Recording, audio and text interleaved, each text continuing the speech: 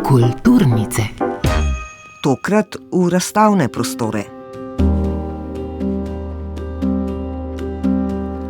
V ptujski mestni galeriji je do 10. maja na ogled skupinska fotografska razstava z naslovom Ko svet razpada, ostanejo vsaj te spodobne fotografije 4 avtorjev, in sicer Tereze Kozinc, Simona Čanga, Nika Erika Neubauerja in staroste slovenskih fotografov Ptujčana Stojana Kerblerja.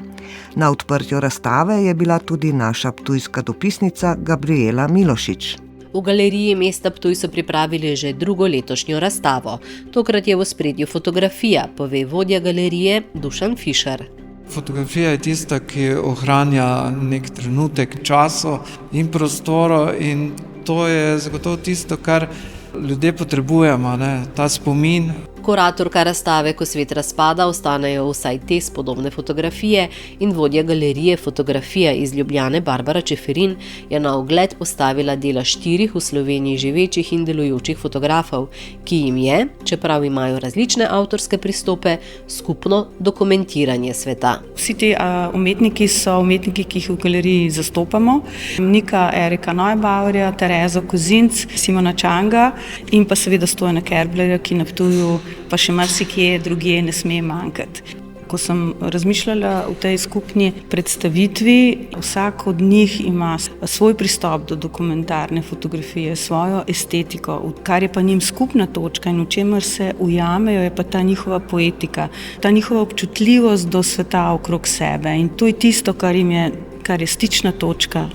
Razstavišče ima 5 prostorov, in iz enega v drug prostor prehajaš iz ene zgodbe v drugo, vse ti govorijo pa o tem svetu, o svetu, ki je včasih bil, kot je na Kerblerjevih fotografijah, o svetu, ki je zdaj, kot je na Nikovih fotografijah, v svetu, ki je nekoč bil, pa se tiče družinske tradicije in je morda tudi v samočustvovanju ali pa občutenju avtorice, kot so Terezine fotografije, in v seriji, v svetu, ki je napol tu in napol tam, kot je Simonov svet, ki je napol doma v Tajvanu in napol doma zdaj že 16 let v Sloveniji.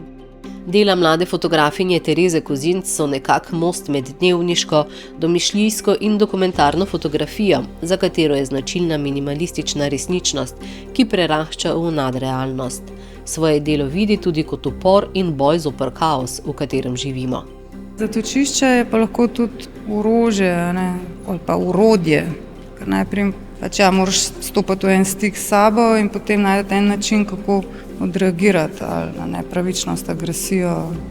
Ja, je to en način, kaj forsiramo v življenju. Forsiramo orožje, forsiramo agresijo, forsiramo manipulacijo ali pač forsiramo poezijo, forsiramo drevesa, živali, lepe stvari.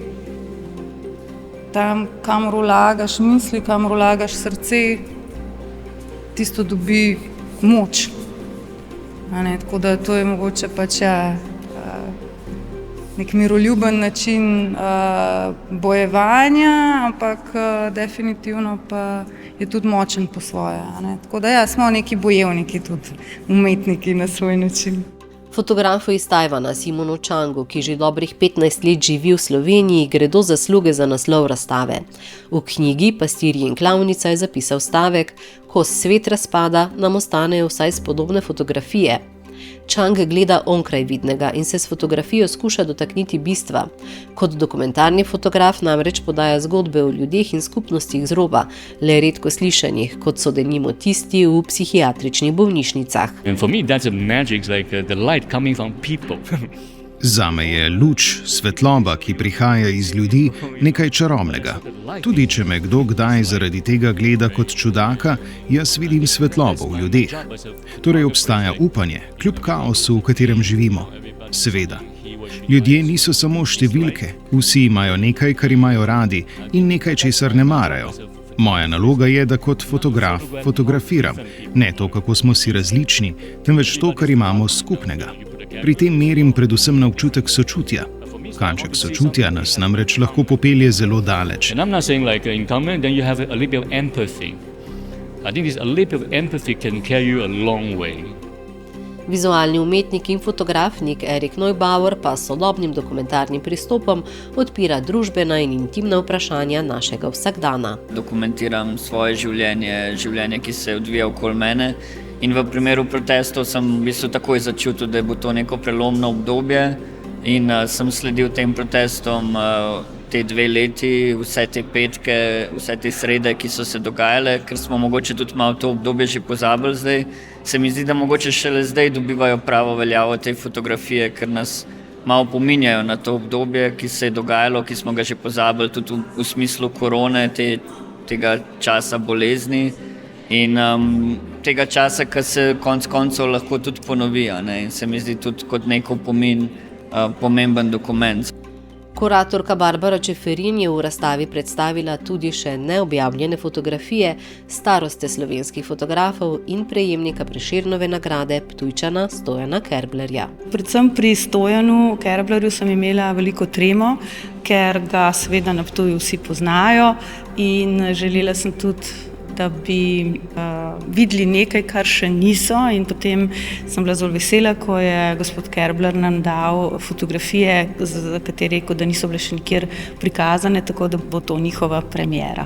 Razstava Ko svet razpada ostanejo vsaj te spodobne fotografije, omogoča razmislek o pripadnosti, identiteti, skupnosti in spominu, ter po besedah vseh umetnikov in galeristov in vliva upanje, da lahko kljub kaosu skozi umetnost vendarle postanemo boljši ljudje in družba, oziroma to moramo postati.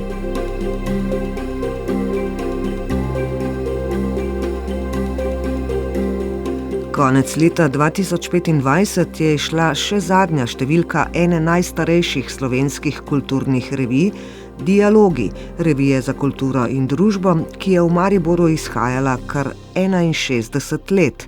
Njeno zgodbo zdaj predstavljajo v Univerzitetni knjižnici Maribor na razstavi Slovo Dialogi. Razstava odkriva vpogled v pomembno dediščino edine humanistične revije, ki je več desetletij prinašala kritične premisleke o aktualnem družbenem in kulturnem dogajanju v mestu in v Sloveniji, a je zaradi večletnega zmanjševanja javnih sredstev in redkih humanističnih piscev konec lanskega leta prenehala izhajati. Brigita Mohorič.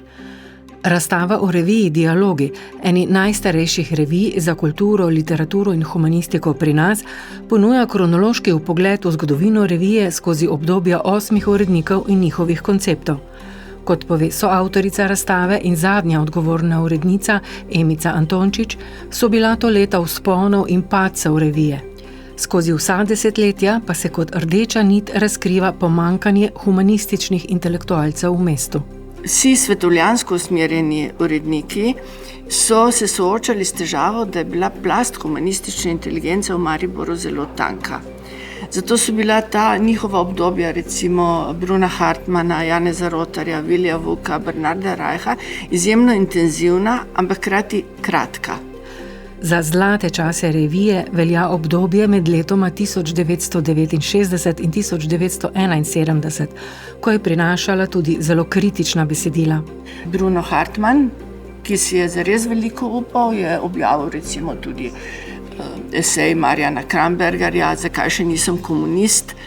Drugo obdobje, ki je neposredno sledilo Hartmanovo, je bilo obdobje Janeza Rotarja in on je takrat tudi izrazito razširil koncept revije v družbeno kritičnost in vrh tega obdobja je posebna izdaja Dialogov, ki je šla na mesto ene od rednih številk Siti in lačni Slovenci, v kateri so vse slovenske avtorji odšli v Haloze in pisali o revščini tamkajšnjih ljudi, kar je bilo za čas, ko je oblast skušala dokazati, da se dviguje blaginja, to so bili začetki potrošništva tudi v slovenski družbi, zelo pogumno dejanje.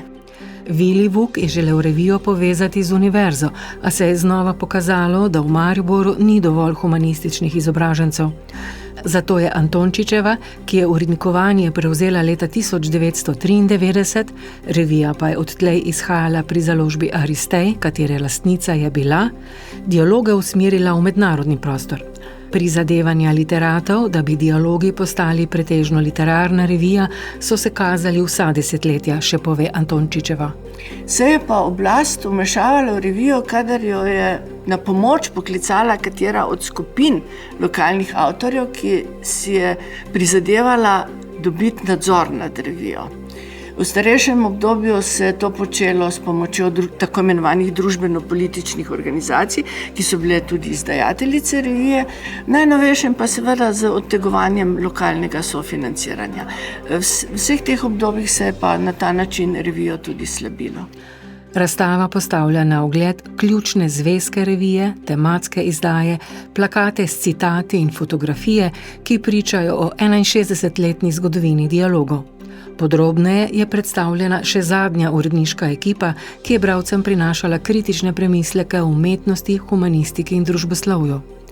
Soavtorica razstave in nekdanja urednica za neodvisno kulturo Meta Kordiš pove, da ima ta del razstave 4 sklope. Tukaj smo pa izpostavili teme kot domoljubje, nasilje in nacionalizem, ženske, mesto Maribor in dialog in revije in mesto Maribor. Tako da v bistvu, ker je mariborska revija, se je vedno ukvarjala z mestom in s razvojem mesta in skozi kritično analizo kazati zrcala, kako v bistvu voditi oziroma upravljati to mesto skupaj s someščani. Revija Dialogi predstavlja bogato kulturno dediščino kritičnih pričevanj o družbi, kulturi in umetnosti v Mariboru in tudi sicer v Sloveniji, ki pa je več ni, še dodaja Kordiševa. Razstava v Dialogih bo v Univerzitetni knjižnici Maribor na ogled do 4. maja.